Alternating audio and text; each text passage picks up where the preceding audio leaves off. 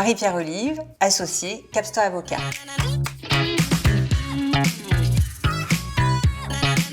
Vous avez 3 ans pour vous mettre en conformité et atteindre le score de 75 points. À défaut, vous êtes passible d'une pénalité spécifique. Vous devez mettre en place des mesures correctrices. En présence d'organisations syndicales représentatives, ces mesures sont négociées dans le cadre de la négociation sur l'égalité professionnelle et la qualité de vie au travail. En cas d'échec de ces négociations ou en l'absence d'organisations syndicales représentatives, vous devez mettre en place ces mesures de manière unilatérale après consultation du CSE.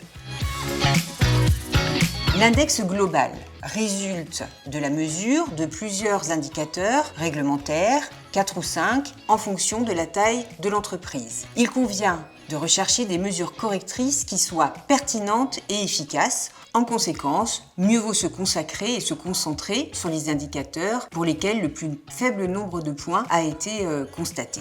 L'important est de retenir des mesures efficaces puisque le législateur vise une obligation de résultat et non plus seulement une obligation de moyens. Il s'agit de rétablir l'égalité. Donc tout va dépendre des indicateurs sur lesquels on souhaite agir. Il peut s'agir de mesures de rattrapage collectif en définissant une enveloppe salariale de rattrapage qui va bénéficier au sexe le plus désavantagé, le cas échéant en priorisant les catégories au sein desquelles les écarts les plus importants auront été constatés. Mais il peut s'agir également de mesures individuelles et de prioriser le sexe désavantagé en matière de promotion individuelle ou d'augmentation individuelle de salaire, par exemple. Lorsque l'entreprise atteint le score de 75 points, elle est seulement libérée du risque de pénalité. Mais il ne faut pas oublier que la mesure de l'index est annuelle et en conséquence, il faut maintenir ce score au cours des années qui suivent.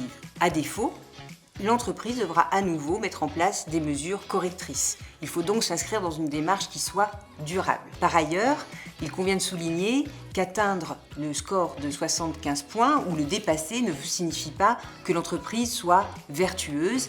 Des inégalités de traitement peuvent subsister avec à la clé de potentiels litiges.